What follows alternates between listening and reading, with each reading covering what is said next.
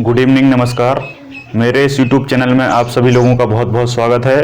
और आज का एक बहुत ही इंटरेस्टिंग टॉपिक है ना। सामान्य तौर पर इससे आप रोज रूबरू रहते हैं, है ना। आज का हमारा टॉपिक है जल। आज इस लेक्चर में जल या पानी के बारे में हम इतनी डिटेल से बात करेंगे कि आपको बहुत सारी नई चीज़ें जानने को मिलेंगी कि पानी आखिर क्या होता है ना। पानी आखिर कैसे बनता है ना। कितने प्रकार का होता है, प्रकार कैसे बनते हैं, इसको प्यूरीफायर कैसे किया जाता है ना। जो बड़ी बड़ी टंकियों से आपके घर जल आता है ना, वो किस तरीके से उसको तैयार किया जाता है। फिल्ट्रेशन क्या है, अल्ट्रा फिल्ट्रेशन क्या है।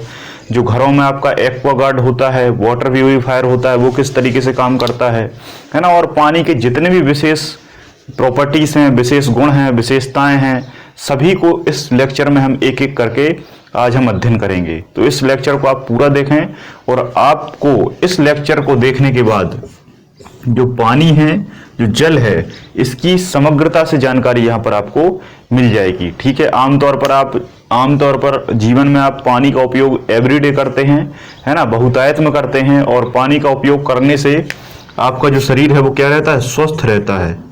आपका शरीर स्वस्थ रहता है। और कहते हैं कि हमारे शरीर में जितनी भी बीमारियां हैं, उन बीमारियों में से सर्वाधिक जो बीमारियां हैं 70 से 80% जो बीमारियां हैं वो दूषित पानी पीने के कारण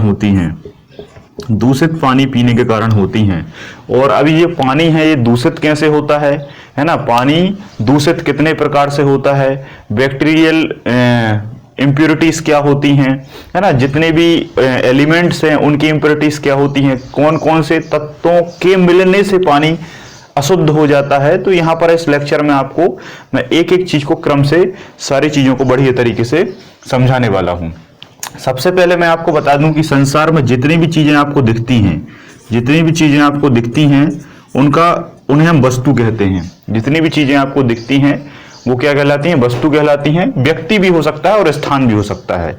ये तीनों चीजों के आधार पर हम निर्धारित करते हैं। और इन सभी का अध्ययन जो है, इन सभी का जो अध्ययन है वो गहराई से अध्ययन करने में उसमें जो उपयोग करने वाला सब्जेक्ट है वो केमिस्ट्री कहलाता है।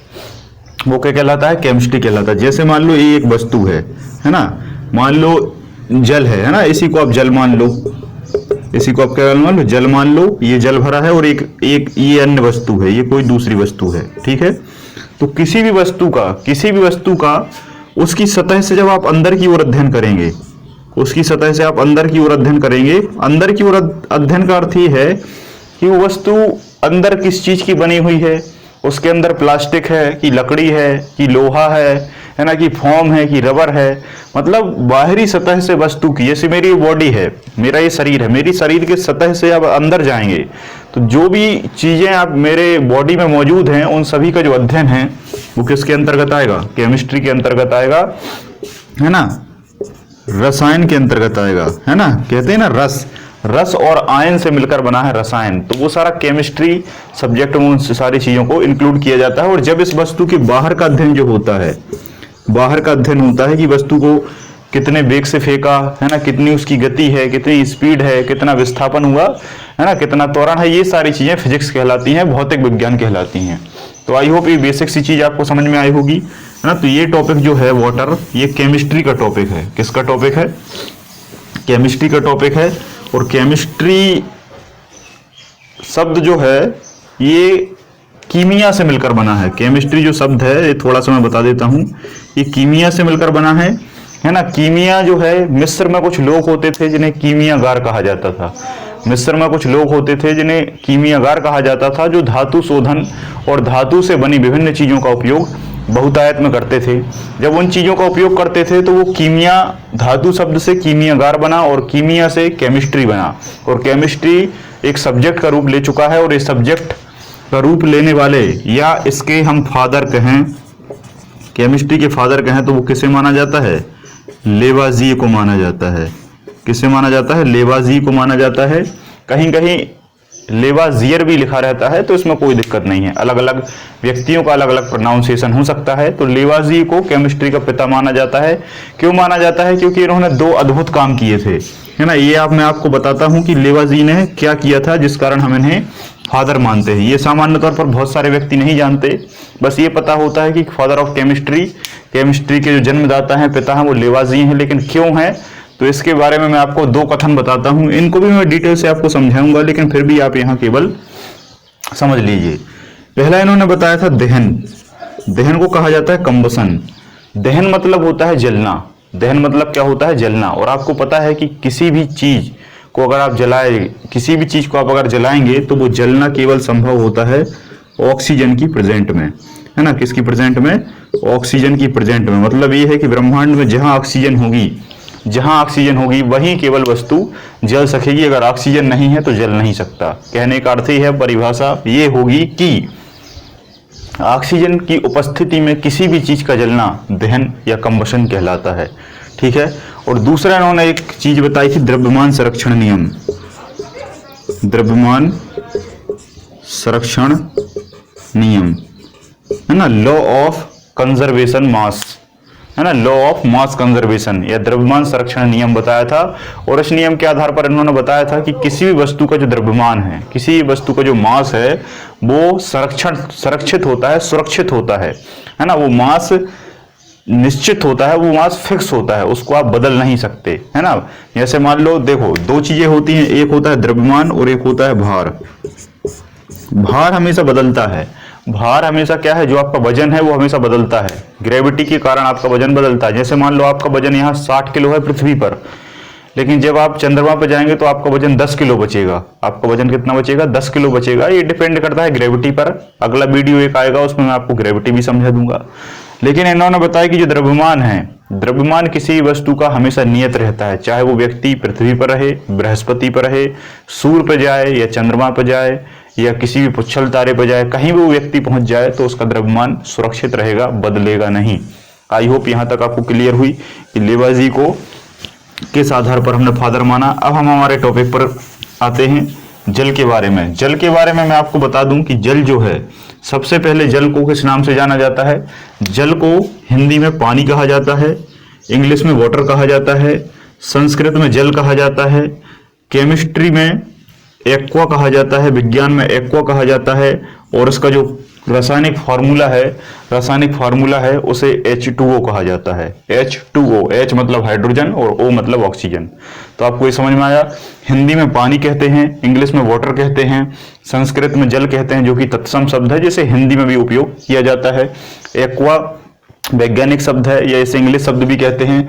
और जो रसायन का फॉर्मूला के आधार पर जो नाम है वो क्या है? H2O है। H2O है। एक और नाम मैं बताता हूं आपको, जो नाम शायद आपने अभी तक नहीं सुना होगा, IUPAC नाम। पानी का IUPAC नाम, वाटर का IUPAC नाम। वो IUPAC का है। IUPAC का मतलब होता है international union pair applied of chemistry. मतलब ये है कि केमिस्ट्री एक जो विषय है, ये यूनिवर्सल विषय है। कैसा विषय है? यूनिवर्सल विषय है। इसे वर्ल्ड में एक साथ पढ़ा जाता है और इसके कुछ नाम ऐसे हैं जिन्हें एक यूनिवर्सल तौर पर रखा गया है। जैसे मान लो पानी अगर आप भारत में बोलेंगे तो व्यक्ति समझ जाएगा, लेकिन आप अगर विदेश जाएंगे और विदेश में अगर आप पानी बोलेंगे तो वो व्यक्ति नहीं समझेगा। वहां क्या समझेगा? वाटर समझेगा, है ना। पुराने समय में अगर हम बात करें रामायण महाभारत, तब वहां जल चलता था, ठीक है ना। वैसे ही केमिस्ट्री की भाषा में कुछ ऐसे शब्दों को लिया जाता है जो शब्द न हिंदी के होते हैं, न इंग्लिश के होते हैं, न संस्कृत के होते हैं, न तत्सम होते हैं। वो खुद शब्द केमिस्ट्री के होते हैं। वो शब्द किसके होते हैं? केमिस्ट्री के होते हैं। और केमिस्ट्री के जो शब्द हैं वो शब्द केमिस्ट्री के ही होते हैं। फिर चाहे आप केमिस्ट्री संसार के किसी भी कोने में अगर पढ़ेंगे, तब वहां उस शब्द का मतलब वही होगा और उसका नाम भी वही होगा। तो आई होप यहां तक आपको समझ में आया। एक को इंग्लिश में कहा जाता है, लेकिन IUPAC मतलब इंटरनेशनल तौर पर जब भी आप केमिस्ट्री पढ़ेंगे तो उसका नाम एक ही होगा, और इसका नाम क्या है? ऑक्सीडेन। इसको आप अच्छे से नोट कर लीजिए। जल का जो IUPAC नाम है वो क्या है? ऑक्सीडेन है। ऑक्सीडेन है। आई होप यहां तक क्लियर है। अब मैं कुछ इसके इतिहास की बात करता हूं कि इतिहास के आधार पर पृथ्वी पर जल कैसे आया, पृथ्वी पर जल कैसे आया, है ना। तो सबसे पहले मैं आपको बताऊं कि जो पृथ्वी है आपकी है ना, इस देखो ये जो मैं पॉइंट बता रहा हूं हिस्टोरिकल पॉइंट, इस हिस्ट्री में आप पानी को भी समझेंगे और पानी के आप साथ साथ ओरिजिन को भी समझेंगे। ओरिजिन का मतलब होता है पानी बना कैसे, पानी की उत्पत्ति कैसे हुई। तो आप यहाँ पर पानी की उत्पत्ति भी समझेंगे और वो सब किस में आ जाएगा, हिस्ट्री में आ जाएगा, उसका ओरिजिन कहलाएगा। तो सबसे पहले जो पृथ्वी थी, आपको पता होगा कि महाविस्फोट सिद्धांत या बिग बैंग थ्योरी जो कि एफ जॉर्ज लेमेंतेयर के द्वारा दी गई थी, उनके आधार पर जब बहुत सारे ग्रह, तारे, उपग्रह, उल्कापिंड, पुच्छल तारे, इन सभी का ब्रह्मांड का निर्माण हुआ इस सिद्धांत के आधार पर, तब उन्होंने बताया कि पृथ्वी उस समय क्या थी, आग का जलता हुआ गोला थी। कैसा थी, आग का जलता हुआ गोला थी, इसमें आग जल रही थी, इसमें लगातार आग जल रही थी। अब आप मुझे बता दीजिए कि आग क्यों जलती है। आग इसलिए जलती है कि किसी भी वस्तु में या किसी भी पदार्थ में जब कुछ ईंधन होता है, जब कुछ फ्यूल होता है, तो वो फ्यूल बर्न होता है, और जब वो फ्यूल बर्न होता है तब आग जलती है। जैसे मान लो आज सूर्य आपको प्रकाश देता है जो कि लगातार जल रहा है। सूर्य लगातार जल रहा है तो क्यों जल रहा है, क्योंकि उसमें हाइड्रोजन है और हीलियम है। हाइड्रोजन और हीलियम ईंधन के रूप में काम करते हैं। वैसे ही पृथ्वी पर ईंधन था और ईंधन पृथ्वी का खत्म हो गया, इसलिए आग क्या हो गई, जलना बंद हो गई। वैसे ही मान्यता है कि हाइड्रोजन और हीलियम भी सूर्य पर खत्म हो जाएगा एक समय तक हाइड्रोजन और हीलियम क्या हो जाएगा, खत्म हो जाएगा, और सूर्य भी कैसा हो जाएगा, शांत हो जाएगा। फिर आपको प्रकाश नहीं मिलेगा, मतलब आपके जो आगे आने वाली जनरेशन है उसको प्रकाश नहीं मिलेगा, क्योंकि आपसे आने वाली बहुत सारी पीढ़ी तक सूर्य यथावत बना रहेगा, है ना। तो लगभग कितनी है, 5 बिलियन वर्ष और जिएगा भी सूरज, है ना। तो अभी इसकी काफी एज है। तो वैसे ही पृथ्वी पर उस समय, है ना, कुछ समय और पहले की हम बात करें, तब ये आग का जलता हुआ गोला थी, इसका फ्यूल खत्म हो गया, इस पर जो एलिमेंट थे वो खत्म हुए और ये शांत अवस्था में पहुंच गई। जब शांत अवस्था में पहुंची तभी इसके आसपास वातावरण में हाइड्रोजन ऑक्सीजन ऐसे लाखों की संख्या में बहुत सारे अणु इसके पास आए, इसके पास आए। ध्यान से समझिए इस कॉन्सेप्ट को, अगर आप समझ गए तो आप पानी की उत्पत्ति को समझ पाएंगे, है ना, कि पानी बना कैसे है। आज हम पानी बनने की स्थिति को समझने वाले हैं कि इतिहास में या हिस्ट्री में पानी किस तरीके से हमारी पृथ्वी पर आया और किस तरीके से ये बना। तो पृथ्वी जब शांत हुई तब उसी स्थिति में या परिस्थिति में हाइड्रोजन और ऑक्सीजन के बहुत सारे एटम पृथ्वी के पास रहे। जब पृथ्वी के पास रहे तो पृथ्वी पर आपको पता है गुरुत्वाकर्षण बल है, जिसके कारण वायुमंडल है। तो जैसे ही ये भी क्या है, ये भी गैसेस हैं, सभी गैसेस हैं। तो इस पर जब बल लगा तो इनको कहाँ खींच लिया, इनको पृथ्वी पर खींच लिया। और जब पृथ्वी पर खींच लिया तो हाइड्रोजन और ऑक्सीजन दोनों पृथ्वी पे आए, और जब दोनों पृथ्वी पे आए तो दोनों में क्या हुआ, दोनों में बॉन्डिंग हुई। दोनों में जब दोनों में बॉन्डिंग हुई तो हाइड्रोजन और ऑक्सीजन 2:1 के अनुपात में इनका क्या हुआ, बॉन्डेशन हुआ। समझ में आ रहा है। 2:1 का मतलब ये है कि हाइड्रोजन की संख्या 2 और ऑक्सीजन की संख्या 1। हाइड्रोजन की संख्या 2 और ऑक्सीजन की संख्या 1। जब 2 हाइड्रोजन और 1 ऑक्सीजन आपस में मिला तो क्या हुआ, पानी की उत्पत्ति हुई। और कहते हैं कि जब ये स्थिति आई तो हमारे पृथ्वी के चारों ओर इतने हाइड्रोजन और ऑक्सीजन थे कि हमारी सारी पृथ्वी जलमग्न हो गई। जलमग्न हो गई।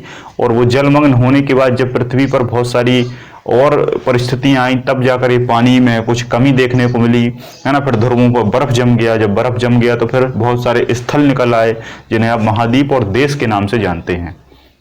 तो आई होप यहां तक आपको क्लियर है।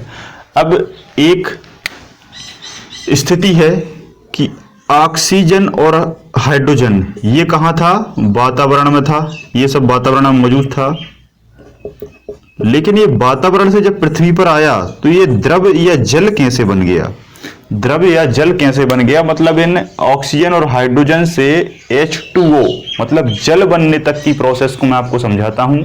और यही प्रोसेस कहलाती है कि जल की उत्पत्ति कैसे हुई, जिसे हम केमिस्ट्री में पढ़ते हैं। जैसे हम क्या पढ़ते हैं, केमिस्ट्री में पढ़ते हैं। और वही क्या कहलाती है, रिएक्शन कहला जाती है, वही रिएक्शन कहला जाती है। तो यहां पर मैं आपको बताऊंगा कि जल का निर्माण कैसे हुआ।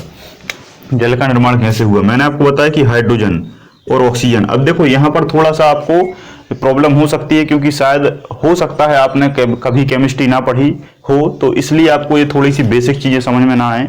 लेकिन जब एक बार आप केमिस्ट्री स्टार्टिंग से पढ़ेंगे तो ये सारी चीजें आपको समझ में आएंगी। तो यहाँ पर केवल हम जल के बारे में पढ़ने वाले हैं। तो ये थोड़ी सी जो प्रोसेस है, इसे भले ही आपको समझ में ना आए, लेकिन इसके बाद की जितनी भी चीजें हैं वो आपको बहुत अच्छे से समझ में आएंगी। तो हाइड्रोजन का जो परमाणु है वो एक होता है, परमाणु क्रमांक 1 होता है। और इसका कितना होता है, 8 होता है। इसका परमाणु क्रमांक 1 होता है और इसका कितना होता है, 8 होता है। जब इन परमाणु क्रमांकों को क्लासिफाइड किया जाता है मतलब इलेक्ट्रॉन के आधार पर। तो आपको पता है कि जो ऑक्सीजन है, ये ऑक्सीजन पी ब्लॉक का एलिमेंट है। किस ब्लॉक का एलिमेंट है, पी ब्लॉक। और पी ब्लॉक में अधिकतम कितने इलेक्ट्रॉन हो सकते हैं, अधिकतम 6 इलेक्ट्रॉन हो सकते हैं। तो यहां पर केवल हम पी ब्लॉक को बनाएंगे। तो ये एस ब्लॉक हो गया, ये पी ब्लॉक हो गया। पी ब्लॉक और एस ब्लॉक में जब हम इलेक्ट्रॉन को फिल करेंगे तो पहले इलेक्ट्रॉन इस तरीके से जाएंगे, 1 इलेक्ट्रॉन, 2, 3, 4, 5, 6। कितने इलेक्ट्रॉन फिल हो गए, 6 इलेक्ट्रॉन फिल हो गए।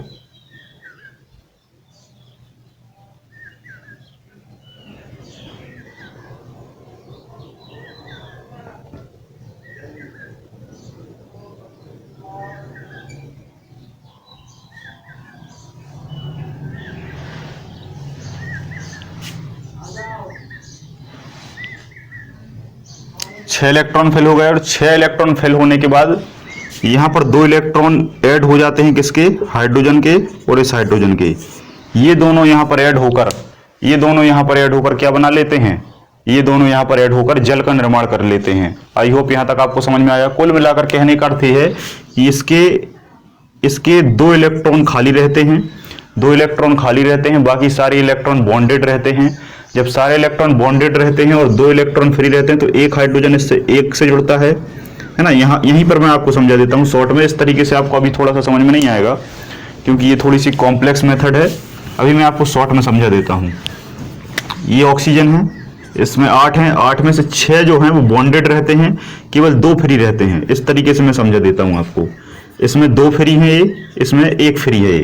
इस एक ने इससे बंध बना लिया, इस एक ने इससे बॉन्ड बना लिया, लेकिन अब इसके पास और दूसरा इलेक्ट्रॉन नहीं है, तो एक दूसरा हाइड्रोजन आएगा और उसके पास एक और इलेक्ट्रॉन होगा और वो इस तरीके से इससे बॉन्ड बना लेगा। तो इसका भी अष्टक पूरा हो गया, इसका भी अष्टक पूरा हो गया, है ना। इसका अष्टक भी पूरा हो गया, इसका अष्टक भी पूरा हो गया। इसी प्रकार हम इसको किस तरीके से लिखते हैं, 1, 2, H2 और सिंगल O है, तो ये बन गया क्या, जल, पानी बन गया। ये क्या बन गया, पानी बन गया। ठीक है, तो यहां पर हमने पानी बना लिया, पानी का ओरिजिन हो गया। अब पानी की जितनी भी चीजें हैं उनको हम क्रमता से एक एक करके पढ़ेंगे। तो सबसे पहले मैं आपको बताता हूं कि जो पानी है नंबर 1 पॉइंट, पानी जो है वो विद्युत का, शुद्ध पानी की हम बात कर रहे हैं यहाँ पर, विद्युत का, इलेक्ट्रिसिटी का क्या होता है, कुचालक होता है ना। ये शब्द सुनकर आप थोड़ा सा असमंजस में पड़ गए होंगे कि आप ये क्या बता रहे हैं, है ना। पानी में तो विद्युत धारा बहती है ना। पानी में विद्युत धारा बहती है तो उसे सुचालक कहते हैं, नहीं बहती उसको कुचालक कहते हैं, है ना। अब आप एक बात बहुत ध्यान से सुनिए, जब भी आपसे पूछे शुद्ध जल, तो शुद्ध जल कैसा होगा, शुद्ध जल कुचालक होगा, किसका, विद्युत का। लेकिन जो अशुद्ध जल होगा वो कैसा होगा, वो सुचालक होगा। अब आपके दिमाग में एक चीज और आ रही होगी कि जो जल हम पीते हैं वो क्या अशुद्ध होता है। जी हाँ, वो अशुद्ध होता है। जो प्योर जल होता है जिसका पीएच मान 7 होता है, उस जल में विद्युत धारा प्रवाहित नहीं होती, उसे कुचालक की श्रेणी में रखा जाता है। जो आप जल पीते हैं वो जल शुद्ध तो होता है आपके पीने के दृष्टिकोण से, लेकिन वास्तविक शुद्ध नहीं होता, इसलिए उसे अशुद्ध की कैटेगरी में रखा जाता है और उसमें विद्युत दौड़ जाती है, उसमें विद्युत दौड़ जाती है, इसलिए उसे सुचालक कहते हैं। तो अशुद्ध जल कैसा होता है? सुचालक। थोड़ी बहुत इंपॉर्टेंस अशुद्धियां जो हैं वो आपके जल में होती हैं, पीने वाले पानी में बिल्कुल होती हैं, कोई दिक्कत नहीं है ना। और जो आपके बोरिंग से पानी आता है, ट्यूबवेल से पानी आता है, उनमें भी थोड़ी सी अशुद्धियां होती हैं, जो पीने के लिए तो ठीक होता है, लेकिन मेजरमेंट के आधार पर थोड़ा सा अशुद्ध होता है, इसलिए उसमें विद्युत धारा प्रवाहित होती है। लेकिन अगर आपसे क्वेश्चन पूछे तो आपको कुचालक लगाना है। शुद्ध जल हमेशा क्या होता है? कुचालक होता है ना, इंसुलेटर होता है। तो यहां तक आपको बात समझ में आ गई। तो एक चीज और याद रखना, विद्युत का कुचालक होता है, लेकिन ऊष्मा मतलब होता है हीट, गर्माहट। ऊष्मा का क्या होता है? सुचालक होता है। ऊष्मा का क्या होता है? सुचालक होता है। मतलब ये है, ऊष्मा को थोड़ा सा मैं समझाता हूं। जैसे आपने देखा होगा, कोई भी चीज जब गर्म करते हैं आप, तो वो गर्म करने के बाद वो धीरे धीरे आगे की ओर भी गर्म होने लगती है। जैसे जो तवा होता है रोटी का, जब रोटियां बनती हैं स्टार्टिंग में, तब तवा थोड़ा सा गर्म होता है, लेकिन धीरे धीरे वो उसकी जो हीट है वो बढ़ती जाती है। तो वही गर्माहट जो है वो ऊष्मा कहलाती है। तो ऊष्मा भी पानी में क्या होती है? ट्रांसफर हो जाती है, इसलिए उसे ऊष्मा का क्या कहते हैं? सुचालक कहते हैं। तो आई होप यहां तक आपको समझ में आ गया होगा कि क्या है। अब हम और बात करते हैं कि पानी जो है, पानी उबलता कब है? पानी को अगर हमें उबालना है या बॉईल करना है तो पानी उबलेगा कब? तो 100 डिग्री सेल्सियस पर, 100 डिग्री सेल्सियस पर या 100 डिग्री सेल्सियस पर पानी क्या है? उबलने लगता है, बॉईल होने लगता है। आपने देखा होगा अंडे वगैरह उबलते हैं, है ना। तो जब अंडे उबलते हैं तो वो उसका ताप कितना हो जाता है? 100 डिग्री सेल्सियस। 100 से जब कम होगा, 99 होगा, तब पानी सामान्य स्थिति में बना रहेगा। गर्म तो हो जाएगा, लेकिन उसकी स्थिति सामान्य रहेगी। 100 डिग्री सेल्सियस जैसे ही होगा, उबलने लगेगा। पानी का हिमांक क्या होगा? हिमांक देखो, उबलने का जो ये पॉइंट है, इसको कहा जाता है बॉइलिंग पॉइंट। इसको क्या कहा जाता है? बॉइलिंग, मतलब बॉयल हो गया। तो ये बॉइलिंग पॉइंट कितना है? 100 डिग्री सेल्सियस है। और हिमांक मतलब होता है फ्रीजिंग पॉइंट। हिमांक मतलब होता है जमना। तो पानी का बर्फ में बदलना, कब बदलता है? 0 डिग्री सेल्सियस पर। मतलब जब आपने पानी को फ्रिज में रखा, तो फ्रिज जो है टेम्परेचर कितना रखेगा? 0 डिग्री सेल्सियस। स्टार्टिंग में तो नहीं रखता, पहले जैसे मान लो गर्मी का दिन है तो पहले 40 रहेगा, फिर फ्रिज 30 कर देगा, 20 कर देगा, 10 कर देगा, 5 कर देगा। जब 0 पे पहुंच जाएगा तो ये पानी बर्फ बन जाएगा। पानी क्या बन जाएगा? बर्फ बन जाएगा। तो आई होप यहां तक आपको बात समझ में आई। अब हम कुछ और फैक्टों पर बात करते हैं।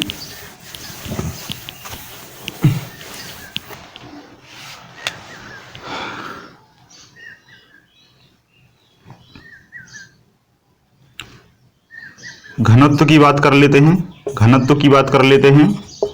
आयतन की बात कर लेते हैं। पानी का हम घनत्व की बात कर लेते हैं और आयतन की बात कर लेते हैं। देखो, इसको बहुत अच्छे से समझना, अधिकांश तौर पर क्वेश्चन इसी से पूछा जाता है।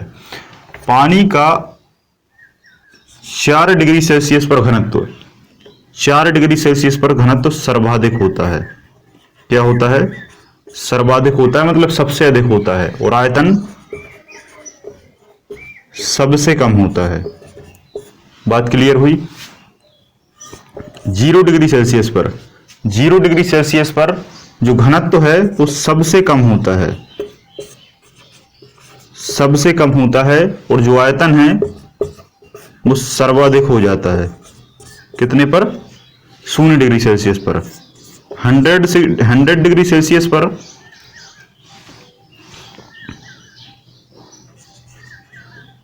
घनत्व कैसा होगा?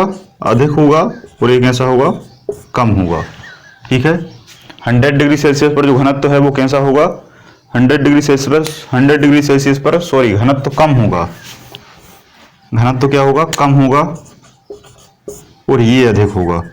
अब आपको ये थोड़ा सा समझ में नहीं आ रहा होगा कि ये घनत्व क्या है, आयतन क्या है ना। तो घनत्व कुछ नहीं होता, किसी भी वस्तु की जो आकृति है उसमें कितने ज्यादा अणु और परमाणु विद्यमान है। जैसे मान लो, उदाहरण के तौर पर मैं आपको समझाऊं, लोहे को जब आप हाथ में लेते हैं, आप कैसा लगता है? वजनदार लगता है, ठोस लगता है। इसका घनत्व ज्यादा है।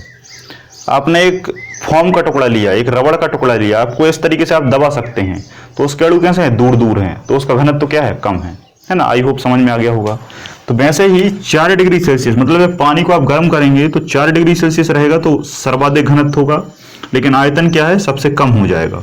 आयतन का मतलब होता है वॉल्यूम, ठीक है, सबसे कम हो जाएगा। लेकिन 0 डिग्री सेल्सियस पर आप जाएंगे तो सबसे कम हो जाएगा, न्यूनतम हो जाएगा घनत्व, लेकिन आयतन सर्वाधिक हो जाएगा।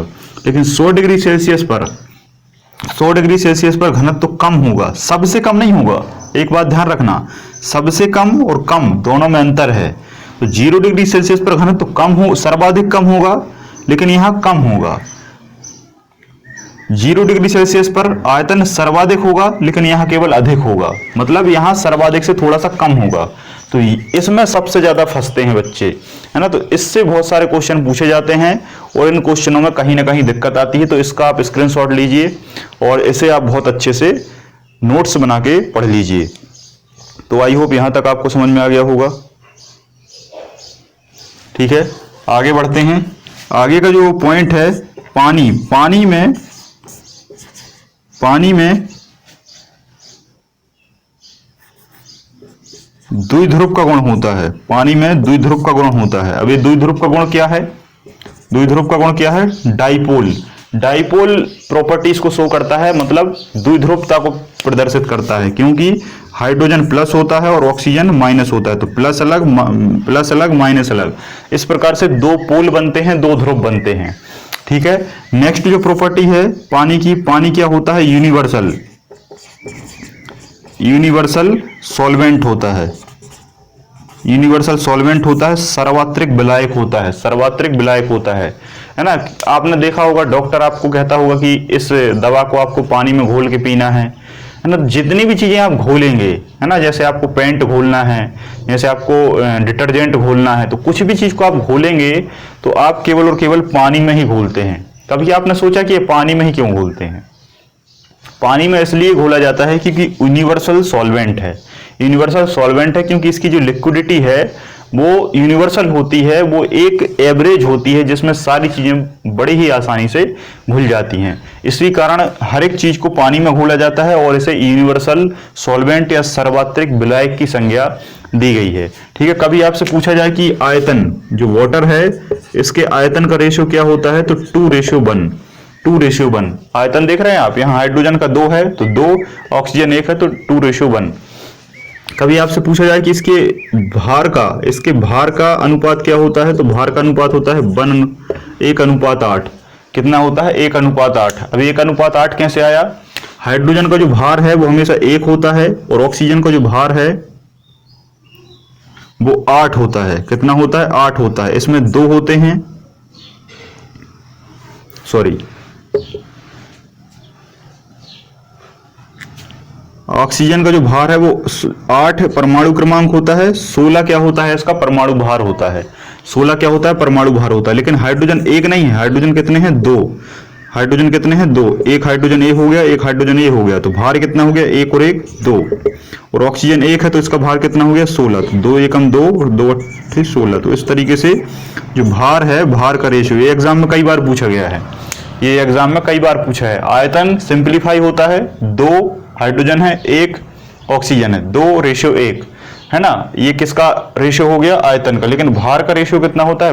1:8। 1:8। 1:8 कैसे आया? H2O में 2 हाइड्रोजन है जिनका 1 भार है। 1 भार मिलाकर कितना हो गया? 2। इसका 1 2 भार। लेकिन इसका 8 जो है वो परमाणु क्रमांक है। परमाणु क्रमांक से हमेशा डबल होता है परमाणु भार, है ना। मॉलिक्यूलर वेट 16 हो गया तो 2 से इसको काट दिया आपने, तो 1:8 यहां पर इसका भार का अनुपात आपको निकल के आ जाएगा। तो आई होप यहां तक आपको क्लियर है। इन सभी के नोट्स आप बनाते जाएं। जितने भी फैक्ट मैं आपको लिखा रहा हूं ये सारे एग्जाम में आए हुए हैं, एज इट इज पूछे गए हैं। अब आपसे पूछेगा कि पृथ्वी पर कितने % पानी पाया जाता है? पृथ्वी पर कितने % पानी जब पाया जाता है तो आप क्या टिक करेंगे? 71%। पृथ्वी पर 71%। लेकिन अगर आपसे पूछ लिया जाए कि पीने योग्य पानी कितना है, पीने योग्य पानी कितने % है, तो पीने योग्य पानी आपका कितना % है? 3% पाया जाता है। पीने योग्य पानी 3% पाया जाता है। लेकिन अगर आपसे पूछ ले कि हमारे शरीर में कितना % पानी पाया जाता है ना, ह्यूमन बॉडी में कितने परसेंट पानी पाया जाता है, तो आप क्या लगाएंगे 65 से 70%। 65 से 70% पानी आपकी बॉडी में पाया जाता है। वहीं आपसे पूछ ले कि आपके ब्लड में कितने परसेंट पानी पाया जाता है। आपके ब्लड में कितने परसेंट पानी जाता है। ब्लड तो रहता ही है, लेकिन जो ब्लड लिक्विड फॉर्म में है, क्योंकि ब्लड में क्या मिला हुआ है, पानी मिला है, आरबीसी मिली है, डब्ल्यूबीसी मिली है ना, प्लाज्मा मिला है, प्लेटलेट्स मिली है। तो रक्त में कितना होता है, 79% पानी होता है। लेकिन अगर आपसे पूछ लिया जाए कि प्लाज्मा में कितने परसेंट पानी होता है, प्लाज्मा में 90% पानी होता है, 90 से 92%, है ना। ये रेंज में होता है, फिक्स नहीं होता। 90 मैक्सिमम लिखा रहता है, कहीं कहीं 92 भी लिखा रहता है। तो 90 से 92% पानी प्लाज्मा में होता है। तो आई होप यहाँ तक आपको समझ में आ गया होगा, है ना। ये सारी चीजें आपको समझ में आ रही होंगी। परसेंटेज पानी का बहुत ही इंपॉर्टेंट है, ये कई बार पूछा जाता है। तो इसका स्क्रीनशॉट लीजिए जल्दी से। फिर हम कुछ बीमारियों पर बात करेंगे।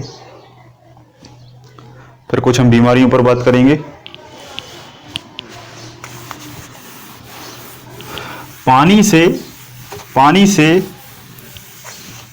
बहुत सारी बीमारियां होती हैं। अगर मैं कहूं अशुद्ध पानी से, है ना, शुद्ध पानी से तो कुछ नहीं होता, लेकिन पानी में अगर अशुद्धियां हैं, इम्प्योरिटीज हैं, तो बहुत सारी बीमारियां होती हैं, है ना। पानी अगर शुद्ध है तो कोई दिक्कत नहीं है, वो तो आपके फायदे के लिए है। लेकिन पानी में बहुत सारी अशुद्धियां आ जाती हैं। जब पानी में अशुद्धियां आती हैं तो वो आपके शरीर में क्या फैलाती हैं, रोग फैलाती हैं। और उन्हीं रोगों को हम यहाँ पर बात करते हैं। और ये 4 रोग मैं बताऊंगा आपको। ऐसे तो हजारों रोग हैं, लेकिन मैं 4 रोग बताऊंगा जो 4 रोगों के बिल्कुल फैक्टेड रीजन है, और इसी कारण उनको पूछा गया है। और ये प्रत्येक क्वेश्चन कई बार आया है, हर एक एग्जाम में आया है। चाहे आप रेलवे का उठा लें, चाहे आप बैंक का उठा लें, चाहे आप एसआई का उठा लें, चाहे आप कांस्टेबल का उठा लें, पटवारी का उठा लें, किसी भी एग्जाम को आप देख लें, सभी एग्जाम में ये क्वेश्चन बार बार पूछे गए हैं। सबसे पहले हम बात करेंगे कि पानी में अगर कैडमियम मिल जाए, कैडमियम क्या है, कैडमियम एक धातु है। और जो धातु आपके शरीर में जाकर क्या नुकसान पहुंचाती है। तो कैडमियम जब पानी में मिल जाता है और उस पानी को आप पीते हैं तो कौन सा रोग हो जाता है, उस रोग का नाम है इटाई। उस रोग का नाम क्या है, इटाई। ये बहुत ही खतरनाक बीमारी होती है। इस बीमारी से बहुत सारे रोग होते हैं। अगर मैं इसे सामान्य भाषा में आपको समझाऊं तो आपका जो शरीर है वो भंगुर हो जाता है। क्या हो जाता है, भंगुर हो जाता है। मतलब आपका जो शरीर है वो अनडेवलप हो जाता है, हड्डियां कमजोर हो जाती हैं, आपकी रीढ़ की हड्डी फोल्ड हो जाती है, आपके पैर ठीक नहीं रहते, पैर फोल्डेड हो जाते। कुल मिलाकर सारे शरीर का जो स्ट्रक्चर है ना, वो अनस्टेबल होने लगता है। और उसको हम क्या कहते हैं, इटाई। क्यों होता है, कैडमियम के कारण। कैडमियम किसमें मिला हो, पानी में।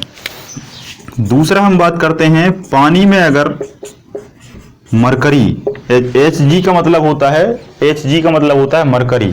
मरकरी को हिंदी में पारा भी कहा जाता है, है ना। वो डॉक्टर आपके मुंह में थर्मामीटर लगाता है, वो ऊपर चढ़ता है, वही पारा कहलाता है ना। तो वो पारा जो है, जब पारा अगर पानी में मिल जाए तो आपको कौन सा रोग हो जाता है, मिनी माता। क्या हो जाता है, मिनी माता रोग हो जाता है ना। माता तो आपने सुना होगा, छोटी माता, बड़ी माता। छोटी माता अलग चीज है, छोटी माता, बड़ी माता चिकन पॉक्स कहलाता है ना। लेकिन ये जो मिनी माता है, ये रोग अलग है। और ये कैसे होता है, ये पारा की कारण होता है। इसमें भी शरीर जो है, छोटी छोटी फुंसियां आपके शरीर में हो जाती हैं। और ये बहुत ज्यादा होती हैं, इतनी ज्यादा होती हैं कि आपके हाथ देखो, चिकन पॉक्स या छोटी माता, बड़ी माता में क्या होता है, उसमें आपके शरीर पर आपके दाने आते हैं। छोटे दाने आएंगे छोटी माता, बड़े दाने आएंगे बड़ी माता। लेकिन इसमें क्या होता है, इसमें आपका जो शरीर है वो पूरा ही बड़े बड़े दानों में कन्वर्ट होने लगता है, बड़े बड़े दानों में कन्वर्ट हो जाता है ना। मान लो ये आपका इस तरीके से हाथ है, ये आपका हाथ है, तो इस हाथ में यहाँ फुंसी नहीं आएंगी, ये आपकी उंगली पूरी फुंसी बन जाएगी, ये उंगली पूरी फुंसी बन जाएगी। इस तरीके से पूरा हाथ आपको दिखाई नहीं देगा, पूरा हाथ इस तरीके से बड़ी बड़ी फुंसियों में कन्वर्ट हो जाएगा, है ना। तो वो क्या कहलाता है, मिनी माता। अगर और अच्छे समझना है, आप गूगल पर सर्च कर लें, इमेज पे क्लिक कर देंगे, आपको इसका डायग्राम स्ट्रक्चर समझ में आ जाएगा। तीसरी हम बात करते हैं, अगर पानी में लेड है, है ना। इसको लेड भी कहा जाता है, सीसा भी कहा जाता है, प्लम्बम भी कहा जाता है। इसके 3 नाम है ना, लेड है, सीसा है और प्लम्बम है। जब प्लम्बम पानी में मिलता है तब कौन सा रोग हो जाता है? अस्थमा रोग हो जाता है। अस्थमा आप बहुत अच्छे से जानते हैं, आपके फेफड़ों को प्रभावित कर देता है, सांस लेने में तकलीफ होती है, बहुत सारी चीजें हैं। चौथा आता है पानी में अगर और कौन सा तत्व बचा है? मरकरी हो गया, कैडमियम हो गया, लेड हो गया, एक और बताइए जल्दी से कौन सा है? पानी में अगर नाइट्रेट मिल जाए, NO2 नाइट्रेट अगर मिल जाए तो क्या हो जाता है? Blue baby syndrome. ये अक्सर बच्चों को होता है। इसमें बड़े जो वयस्क व्यक्ति हैं वो इस पानी को पी लेते हैं तो ज्यादा प्रभावित नहीं होते, लेकिन नाइट्रेट का पानी अगर बच्चों को आपने पिला दिया तो उनको ब्लू बेबी सिंड्रोम हो जाता है। ब्लू बेबी का मतलब ये है कि उनका जो शरीर है वो नीला पड़ जाता है, बच्चों का शरीर नीला पड़ जाता है। नीला क्यों पड़ता है? आपने देखा होगा कि बहुत सारे नाइट्रिक कंपाउंड जैसे यूरिया हो गया, अमोनिया हो गया, है ना, नाइट्रोजन से बने बहुत सारे कंपाउंड आप पेड़ पौधों पर छिड़कते हैं, पेड़ पौधों पर डालते हैं। जैसे यूरिया है, यूरिया नाइट्रोजन का कंपाउंड है।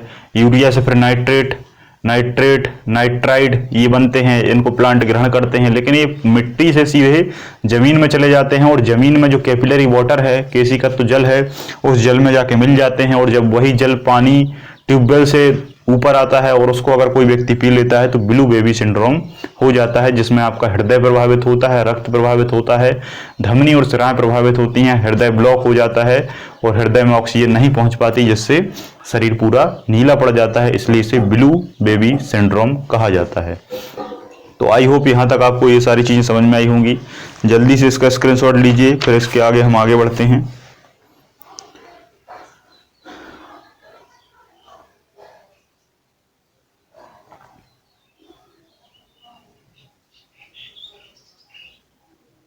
ठीक है, तो यहां तक आपको समझ में आया।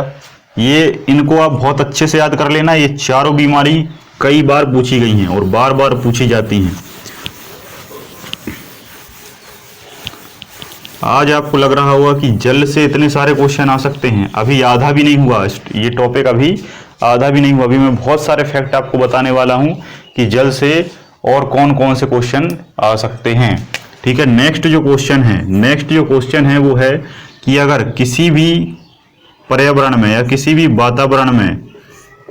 वातावरण में अगर आर्द्रता को 100%, किसी भी वातावरण में आर्द्रता समझते हैं, आर्द्रता, ह्यूमिडिटी, आर्द्रता को 100% कर दिया जाए, ये क्वेश्चन थोड़ा सा ट्रिकी है। तो जो बाष्पीकरण है या बाष्पोत्सर्जन है वो जीरो हो जाता है। वो क्या हो जाता है? जीरो हो जाता है। बाष्पीकरण का मतलब समझते हैं ना, पानी का वाष्प बन के उड़ना। जैसे आप कपड़े सूखने डालते हैं तो कपड़े पहले गीले रहते हैं, फिर कैसे सूख जाते हैं? पानी पूरा भाप बन के उड़ जाता है, वही कहलाता है बाष्पीकरण। तो ऐसी स्थिति जहां नमी सबसे ज्यादा हो, 100% अगर नमी वातावरण में हो जाए तो पानी वाष्प नहीं हो सकता, है ना। आई होप यहां तक आपको समझ में आया होगा। नमी वाला वातावरण अधिकांश तौर पर समुद्री जो रीजन है ना, जो तटीय सीमा है वहां पर रहता है। जैसे अंडमान निकोबार आपने सुना होगा, है ना, सुंदरबन डेल्टा है, सुंदरबन डेल्टा में बहुत ज्यादा आर्द्रता रहती है, वहां बाष्पीकरण की मात्रा कम हो जाती है। ठीक है, तो ये आपको यहाँ पर समझ में आ गया होगा। अगर आपसे पूछे कि बर्फ है, बर्फ को हम किस नाम से जानते हैं, तो बर्फ को हम क्या कहते हैं? शुष्क CO2 की संज्ञा दी गई है। वैसे एक्चुअल में अगर देखा जाए तो CO2 का कंपैरिजन बर्फ से नहीं हो सकता, क्योंकि बर्फ का जो बेसिक स्ट्रक्चर है वो H2O है और शुष्क CO2, है ना, मैच ही नहीं हो रहा। यहाँ H2O है, यहाँ CO2 है, कैसे? पॉसिबल ही नहीं है। लेकिन ये सिर्फ कहने की बात है। बर्फ को हम शुष्क CO2 इसलिए कहते हैं क्योंकि जब CO2 को शुष्क फॉर्म में लाया जाता है, CO2 मतलब कार्बन डाइऑक्साइड को जब शुष्क या ड्राई फॉर्म में लाया जाता है, तब वो बर्फ के जैसे व्यवहार करने लगती है। मतलब जब CO2 को आप ड्राई करेंगे और उसका स्पर्श करेंगे तो आपको ठंडी महसूस होती है और उसके जैसे व्यवहार करने लगती है, क्योंकि ये अपने ही मॉलिक्यूल के अंदर से ऊष्मा नहीं ले पाती, और जब वातावरण में फैलती है तो ये वातावरण की सारी एनर्जी को कंज्यूम करके आगे बढ़ती है और सारी वातावरण से एनर्जी को सोख लेती है। क्यों सोख लेती है? क्योंकि ये ड्राई है। क्योंकि ये क्या है, ड्राई है, शुष्क है। जब शुष्क है तो वातावरण की सारी एनर्जी को ग्रहण कर लेगी। जब सारी एनर्जी ले लेगी तो वातावरण की सारी जो गर्माहट है वो कम हो जाएगी और फिर वातावरण ठंडा महसूस होने लगेगा, और ठंडा महसूस होने लगेगा तो बर्फ की भांति व्यवहार करेगी। इसलिए इसे संज्ञा दी है शुष्क CO2 की। तो आई होप यहाँ तक आपको समझ में आया। कभी कभी पूछ लिया जाता है बर्फ की आकृति कैसी होती है, बर्फ का स्ट्रक्चर कैसा होता है। तो बर्फ का स्ट्रक्चर होता है अष्टफलकीय। कैसा होता है, अष्टफलकीय। अगर आपसे पूछा जाए कि पानी का या H2O का स्ट्रक्चर क्या होता है तो V शेप। क्या होता है, V शेप। V शेप होता है ना। अगर आपसे पूछ लिया जाए कि H2O2 क्या है, H2O2 क्या है ना, हाइड्रोजन और ऑक्सीजन जब बराबर मात्रा में मिलते हैं तो ये कहलाता है हाइड्रोजन पेरोक्साइड। ये क्या कहलाता है, हाइड्रोजन पेरोक्साइड। ये बहुत ही ज्यादा खतरनाक होता है और इसकी संरचना खुली किताब की जैसी होती है। कैसी होती है, खुली किताब की जैसी। इस तरीके से खुली किताब की जैसी संरचना होती है हाइड्रोजन पेरोक्साइड की। तो आई होप यहाँ तक आपको समझ में आया होगा। और भी हम बहुत सारे फैक्टों पर बात करने वाले हैं। अब जितने भी सारे फैक्ट हैं वो सारे फैक्ट आपको मैं फिल्ट्रेशन के आधार पर बताऊंगा कि पानी का शुद्धिकरण कैसे होता है। पानी का शुद्धिकरण से पहले मैं एक प्रकार और बता देता हूँ है ना। आपने सुना होगा और ये क्वेश्चन कई बार पूछा गया है कि भारी जल क्या है या वेटेस्ट वाटर क्या है ना। भारी जल क्या कहलाता है, D2O। भारी जल क्या कहलाता है, D2O है ना। अभी व्यापम में पूछा गया था, व्यापम में भारी जल लिखा नहीं आया था, ये बच्चों ने रट लिया है कि भारी जल D2O। अब भारी जल का एक और नाम है, भारी जल को गुरु जल भी कहा जाता है। कि गुरु जल, आपसे पूछ लिया जाए कि गुरु जल का उदाहरण क्या है तो क्या लिखेंगे, D2O। या आपसे पूछ लिया जाए कि ड्यूटेरियम ऑक्साइड क्या कहलाता है तो इसी को क्या कहते हैं, ड्यूटेरियम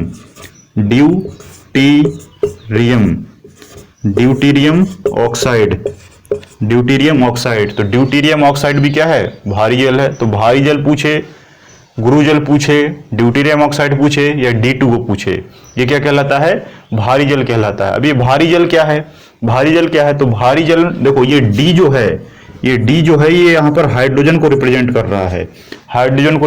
रहा है। और किस नंबर का हाइड्रोजन, 2 नंबर का हाइड्रोजन रिप्रेजेंट कर रहा है ना। बेसिकली क्या होता है कि ये जो D है, ये D हाइड्रोजन को रिप्रेजेंट करता है। और हाइड्रोजन तीन प्रकार से होता है, number 1, number 2, number 3। Number 1 hydrogen कहलाता है प्रोटियम। दूसरा हाइड्रोजन कहलाता है ड्यूटेरियम और तीसरा हाइड्रोजन कहलाता है ट्राइटियम।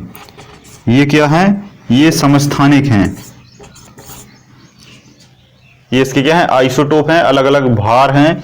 हाइड्रोजन तो एक ही है लेकिन इनका भार कैसा है, अलग अलग है। जब भार अलग अलग है और परमाणु क्रमांक एक ही है तो ये क्या कहलाते हैं, समस्थानिक। ये आगे जब टॉपिक आएगा तो मैं आपको समझाऊंगा। तो हाइड्रोजन 3 प्रकार का होता है। जब ये 2 नंबर का हाइड्रोजन ऑक्सीजन के साथ मिलता है तो ये D2O बनाता है या H2O बनाता है ना। इसी को हम क्या कहते हैं, H2O में नंबर 1 का हाइड्रोजन उपयोग होता है और D2O में ड्यूटेरियम वाला हाइड्रोजन का उपयोग होता है और ये भारी जल कहलाता है। अब इस भारी जल की खोज किसने की थी, है ना। ये खोज आपसे पूछा जाएगा कि भारी जल किस व्यक्ति द्वारा खोजा गया था। तो भारी जल की जो खोज है वो यूरे, 2 व्यक्ति थे, काफी अच्छे फ्रेंड थे।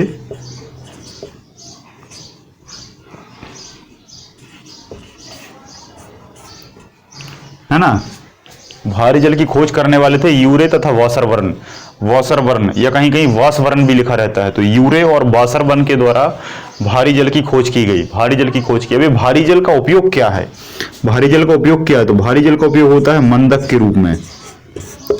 के रूप में या शीतलक के रूप में, है ना। मॉडरेटर, एज अ मॉडरेटर उपयोग किया जाता है। बहुत सारी जो नाभिकीय भट्टी होती हैं, है ना, हाइड्रोजन बम वगैरह होते हैं, बहुत सारे नाभिकीय रिएक्टरों में इसका उपयोग किया जाता है। मंदक या शीतलक के फॉर्म में मॉडरेटर के रूप में इसका उपयोग होता है। जिससे जो है, देखो नाम से स्पष्ट है, मंदक क्या कर देगा, मंद क्या कर देगा, किसको, गति को। किसकी गति को, नाभिकीय गति को।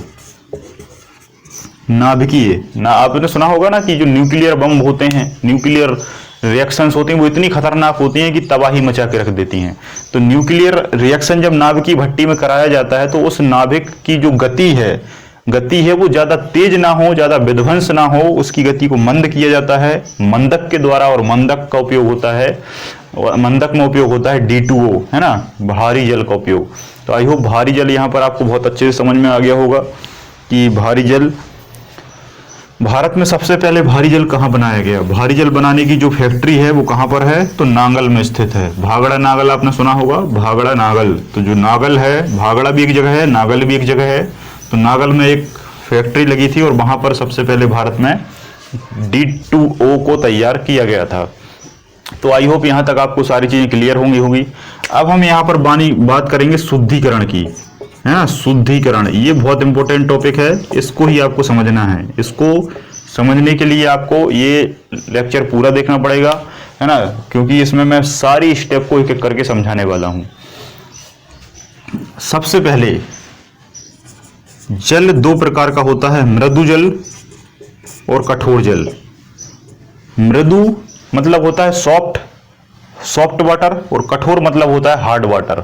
हार्ड वाटर नाम से स्पष्ट है, हार्ड है, पीने योग्य नहीं है, पीने योग्य नहीं है, और ये पीने योग्य है। मतलब मृदु को शुद्ध जल कहा जाता है और अशुद्ध जल कठोर को कहा जाता है। तो मृदु जल पीने योग्य होता है, तो मृदु जल में कुछ नहीं करना। कठोर जल पीने योग्य नहीं होता, मतलब क्या है, अशुद्ध है। और जब अशुद्ध है तो हमें क्या करना है, शुद्ध करना है। और जब शुद्ध करना है तो शुद्ध हम कैसे करें, तो शुद्ध करने के दो तरीके हैं।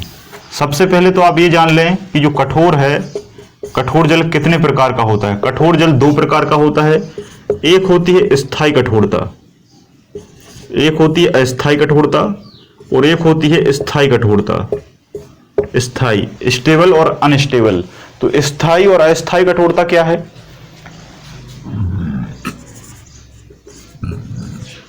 स्थायी कठोरता जो है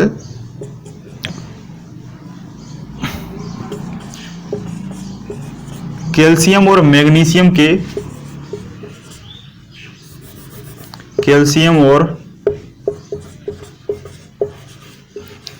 के बाइकार्बोनेट से बनती है। और जो स्थायी कठोरता है ये कैल्शियम और मैग्नीशियम के क्लोराइड से बनती है। यहां तक आपको बात समझ में आई? जल्दी से स्क्रीनशॉट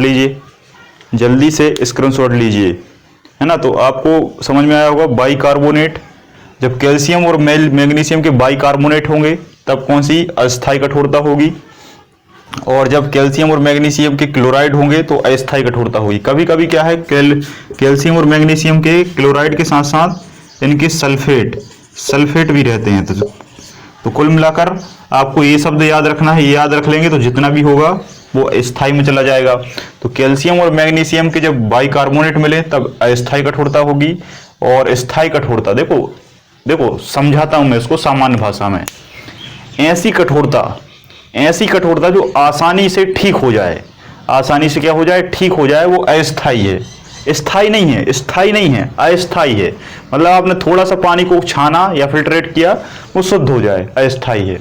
लेकिन स्थायी का मतलब वो स्थायी हो चुका है, इतनी जटिल हो चुकी है कि इसको शुद्ध करना मुश्किल हो जाता है। तो मतलब क्लोरीन, कैल्शियम और मैग्नीशियम के जो क्लोराइड और सल्फाइड हैं, ये कैसे होते हैं, ये बिल्कुल पानी में जाके जड़ जाते हैं, पानी में जाके बिल्कुल चिपक जाते हैं, और इनको सामान्य तौर पर शुद्ध करने से ये शुद्ध नहीं होते, है ना। तो ये शुद्ध कैसे होंगे, अब इनके मेथड के बारे में बात कर लेते हैं।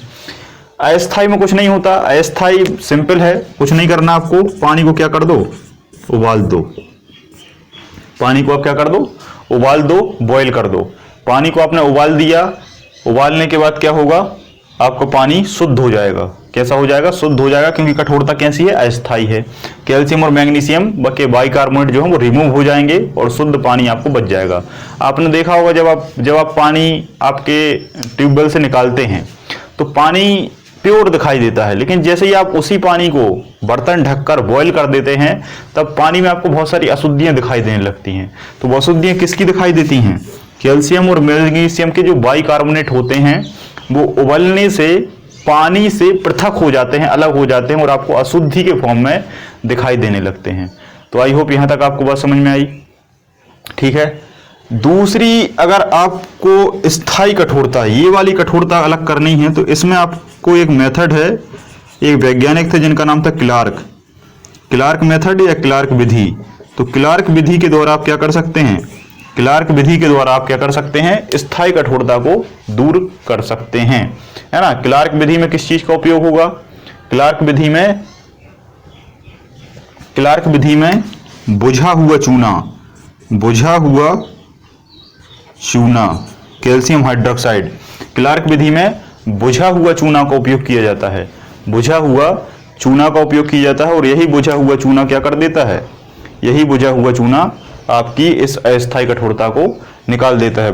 बुझा हुआ चूना की जगह आप सोडियम कार्बोनेट का उपयोग भी कर सकते हैं, है ना। ये कैल्शियम हाइड्रोक्साइड और सोडियम कार्बोनेट यहां जाकर इन कैल्शियम और मैग्नीशियम और ये क्लोराइड और सल्फाइड को क्या कर देता है, रिमूव कर देता है। किससे, पानी से, है ना। ये जल से ये सारे जुड़े होते हैं और इन सभी जुड़े को ये कंपाउंड निकाल कर अलग कर देते हैं और ये पानी हमें प्योर अवस्था में मिल जाता है। तो आई होप यहां तक आपको समझ में आ गया। तो क्लार्क विधि में इसका उपयोग भी होता है, इसका उपयोग भी होता है। हाँ, एक चीज और, इस अस्थायी कठोरता को जैसे आपने उबाल लिया, उबाल कर ये शुद्ध हो गया, लेकिन अगर आपको उबालना नहीं है तो एक और मेथड है,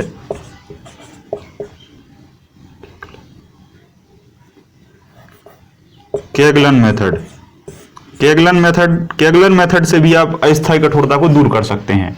सामान्य तौर पर क्या होता है कि उबलने से अशुद्धियां उसी में रहती हैं, उबलने से पानी उबल तो जाता है लेकिन अशुद्धियां निकलती नहीं है। क्यों नहीं निकलती, क्योंकि वो फिल्ट्रेट नहीं हो पाती। तो उबालना भी एक देसी मेथड है, लेकिन अगर आपको उबालना नहीं है तो केगलन मेथड एक प्रोफेशनल मेथड है और इसके द्वारा आप अशुद्धियों को निकाल सकते हैं। इसमें किसका उपयोग होता है, इसमें उपयोग होता है सोडियम हेक्सामेटाफॉस्फेट, सोडियम हेक्सामेटाफॉस्फेट का उपयोग किया जाता है और केगलन विधि से अस्थायी कठोरता को बड़ी ही आसानी से क्या कर लिया जाता है, दूर कर लिया जाता है। तो आई होप यहां तक आपको बहुत अच्छे से समझ में आ गया होगा। अगर इसके अलावा भी कोई डाउट है तो जल्दी से पूछिए।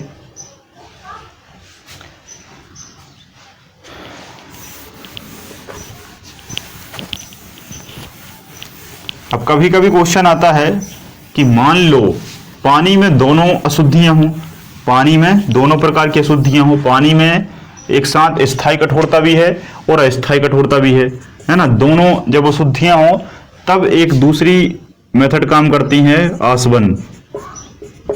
आसवन का मतलब होता है डिस्टिलेशन, आसवन का मतलब होता है डिस्टिलेशन। डिस्टिलेशन में बहुत सारी रिएक्शंस होती हैं और इस डिस्टिलेशन में डिस्टिलाइज करके पानी से सारी अशुद्धियां को निकाल लिया जाता है। तो ये दोनों में काम आता है, आसवन। और एक और मेथड होती है परम्यूटेड मेथड में सोडियम को मिलाया जाता है, परम्यूटेड मेथड में सोडियम को मिलाया जाता है। तो आसवन मेथड और परम्यूटेड मेथड ऐसी मेथड हैं कि इसमें चाहे स्थायी कठोरता हो अस्थायी कठोरता हो, दोनों एक साथ हों तो दोनों को क्या किया जाता है, प्यूरिफायर कर लिया जाता है। तो आई होप ये इस चीजें आपको समझ में आ गई होंगी।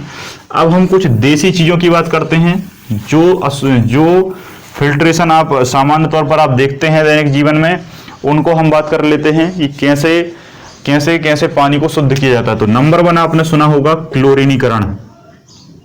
आपने क्या सुना होगा, क्लोरीनीकरण। आपने सुना होगा कि जो आपके यहाँ पानी आता है, जो आपके घर वगैरह में टंकी से पानी आता है, प्यूरिफायर होकर वाटर प्यूरिफिकेशन से पानी आता है, वो पानी क्लोरीकरण क्लोरीन का पानी होता है। कहते हैं इसमें क्लोरीन को बहुत ज्यादा डाला जाता है। ये बात सही है कि उसमें किस चीज का प्रयोग होता है, क्लोरीन का प्रयोग पानी में किया जाता है और पानी में जितने भी जीवाणु हैं, बैक्टीरिया हैं, वायरस हैं, वो सब नष्ट हो जाते हैं और नष्ट होने के बाद वो पानी आप तक पहुंचता है। लेकिन क्लोरीन के पानी से स्वाद खराब हो जाता है। क्या हो जाता है, स्वाद खराब हो जाता है। आपने देखा होगा कि जो शहरों में पानी आता है, उन पानियों के बैक्टीरिया वायरस तो खत्म हो जाते हैं, लेकिन उसका जो स्वाद है वो बहुत अजीब सा लगता है। वो बहुत स्वाद कैसा लगता है, कड़वा सा लगता है, स्वाद खराब हो जाता है। जब स्वाद खराब हो जाता है तो हम क्या करें, तो फिर एक और मेथड है ओजोनाइजेशन या ओजेनीकरण। ओजोनीकरण। तो ओजोन आप जानते हैं O3, O2 ऑक्सीजन कहलाता है, O3 ओजोन कहलाता है। जब ओजोनीकरण आप पानी का करेंगे तो इसमें पानी आपको शुद्ध पानी मिल जाएगा, और इस शुद्ध पानी का स्वाद कैसा रहेगा? स्वाद बरकरार रहेगा। स्वाद कैसा रहेगा? बरकरार रहेगा। पानी का स्वाद नहीं जाएगा, मीठा पानी आपको लगेगा। क्लियर है? यहां तक बात समझ में आया है ना? तो क्लोरीनीकरण मेथड हो गई। इसको सामान्य तौर पर उपयोग किया जाता है, इसी को उपयोग किया जाता है क्योंकि ये सस्ती पड़ती है। ये मेथड सस्ती पड़ती है, इसलिए क्लोरीन की बोरियां पानी में डाल दी जाती हैं और पानी शुद्ध हो जाता है। ओजोनीकरण से भी आप शुद्ध कर सकते हैं। ठीक है। क्लोरीनीकरण से ही पानी में आयरन जैसी, मैग्नीज जैसी बहुत सारी धातुओं को फिल्ट्रेट कर लिया जाता है, और भी बहुत सारी चीजें होती हैं जिनको क्या कर लिया जाता है? शुद्ध कर लिया जाता है। तीसरी मेथड आती है यूवी रे, है ना? आपने देखा होगा कि जो वाटर, जो एक्वागार्ड होते हैं, है ना, जो फिल्ट्रेटर होते हैं, फिल्ट्रेट करने वाले होते हैं, एक्वागार्ड हो गया आपका, है ना, और भी बहुत सारे, केंट का आरओ आता है। तो ऐसे हेमा मालिनी जिसका एडवर्टाइजमेंट करती है, सचिन जिसका एडवर्टाइजमेंट करता है, तो वो जो प्यूरिफिकेशन होते हैं, वो किस तरीके से अपने पानी को शुद्ध करते हैं उसको हम समझ लेते हैं। उसमें दो प्रकार से पानी को शुद्ध किया जाता है, आरओ और यूवी।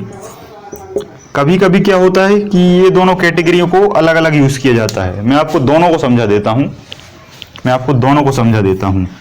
यूवी रेस एक अलग प्रकार है और आरओ एक अलग प्रकार है ना? लेकिन जो हेमा मालिनी एडवर्टाइजमेंट करती है उसमें वो कहती है कि ये जो एक्वागार्ड है ये दोनों पर काम करता है, यूवी पर भी काम करता है, आरओ पर भी काम करता है, और दोनों तरीके से पानी को क्या करता है? फिल्ट्रेट करता है। तो हम यहाँ पर दोनों को समझेंगे। यूवी रेस में क्या है? यूवी का मतलब होता है अल्ट्रावायलेट। क्या मतलब होता है? अल्ट्रावायलेट। तो अल्ट्रावायलेट किरण में मरकरी, इसको मरकरी कहते हैं, मरकरी आर्क लैंप का उपयोग करके पानी को क्या किया जाता है? शुद्ध किया जाता है। पानी को शुद्ध किया जाता है। ठीक है, बात समझ में आई? मरकरी आर्क लैंप का उपयोग होता है यूवी रेस में, और पानी को शुद्ध कर लिया जाता है। और आरओ का मतलब होता है रिवर्स ऑस्मोसिस। क्या होता है? रिवर्स का मतलब आप जानते ही हैं, रिवर्स का मतलब होता है उल्टा, और ऑस्मोसिस का मतलब क्या होता है? Osmotic pressure. आपने ऑस्मोटिक प्रेशर के बारे में सुना होगा, परासरण दाब को ही इंग्लिश में ऑस्मोटिक कहा जाता है। परासरण का मतलब होता है कि कम सांद्रता वाले स्थान से हाई सांद्रता या उच्च सांद्रता वाले स्थान की ओर पदार्थों के अणुओं का गमन करना क्या कहलाता है? ऑस्मोटिक कहलाता है। मतलब low concentration to transfer high concentration area. जब लो कंसंट्रेशन से हाई कंसंट्रेशन की ओर स्मॉल पार्टिकल ट्रांसफर होते हैं तब उस प्रोसेस को ऑस्मोटिक या ऑस्मोसिस कहा जाता है। लेकिन इसमें कैसा होता है? रिवर्स होता है, मतलब उल्टा। तो उल्टा ऑस्मोसिस कराया जाता है, जिससे शुद्ध पानी एक तरफ और उसकी अशुद्धियां एक तरफ उपयोग अलग अलग हो जाती हैं। लेकिन जो केंट का आरओ आता है उसमें इस दोनों मेथडों को उपयोग करके बताया गया है, जिससे पानी बिल्कुल क्लियर शुद्ध प्राप्त हमें हो जाता है। क्लियर हुआ? एक और प्रकार है आपका, जिसे हम सामान्य तौर पर लाल दवा कहते हैं। जल्दी से नाम बताइए कि लाल दवा किसे कहा जाता है? लाल दवा किसे कहा जाता है? जिनने मुझसे बायोलॉजी पहले पढ़ा है वो तुरंत इसका आंसर बता देंगे। लाल दवा कहा जाता है potassium permanganate, KMnO4। Potassium permanganate इसका नाम है, KMnO4 इसका फॉर्मूला है। इसे लाल दवा के नाम से जाना जाता है। पानी में जहां अशुद्धि होती है, जहां बैक्टीरिया, वायरस, बहुत सारी ऐसी चीजें आ जाती हैं, वहां पर आप इसका छिड़काव कर दीजिए, सारा पानी कैसा हो जाता है? शुद्ध प्राप्त हो जाता है। तो जीवाणुनाशक में KMnO4 एक कारगर उपाय है। एक और उपाय है आपका फिटकरी, है ना? फिटकरी आप जानते ही हैं। फिटकरी आपके चेहरा साफ, मतलब कुल मिलाकर जहां भी डस्ट वगैरह है उसको साफ करने के लिए इसका उपयोग किया जाता है। तो फिटकरी के द्वारा भी जो आपका कोलाइडी कण वगैरह रहते हैं, उन पार्टिकल्स को दूर कर लिया जाता है और पानी कैसा हो जाता है? शुद्ध हो जाता है। अब फिटकरी का फॉर्मूला आप मुझे जल्दी से यहाँ पर बता दीजिए। फिटकरी का फॉर्मूला क्या है? फिटकरी का फॉर्मूला क्या है? ये कमेंट सेक्शन में आप लोग मुझे बताएंगे, क्योंकि जो लोग सिंसियर तरीके से इसको देख रहा है ना, उससे मैं एक क्वेश्चन रोज पूछूंगा और वो क्वेश्चन मुझे बताएगा, ताकि वो क्वेश्चन भी आपसे बने और जब आप उसे ढूंढें तो आपको बहुत सारी चीज़ें प्राप्त हो सकें, है ना। तो जल्दी से कमेंट सेक्शन में इसका आंसर लिखिए।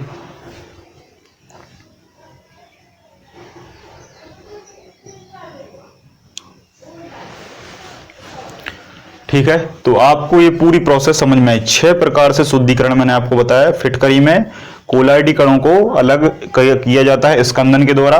स्कंदन प्रोसेस होती है, उससे सारे जो कण हैं, जहां भी आप फिटकरी को डालेंगे वो कण कण अलग कर देता है, पानी पानी को अलग कर देता है। लाल दवा में जीवाणुनाशक है कैमेनोफोर।